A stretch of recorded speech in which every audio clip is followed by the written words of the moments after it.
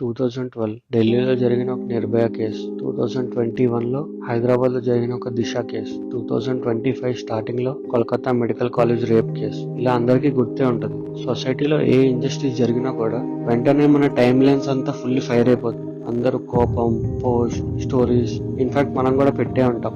మన కోపాన్ని, మన బాధని చూపించే ఉంటాం. కానీ ఒక్క 4 to 5 days తర్వాత ఇష్యూ అనేది మెల్లిగా స్లో అయిపోతుంది, మర్చిపోతాం. విక్టిమ్స్ అలాగే ఉంటారు, కానీ ట్రెండే ఉండదు.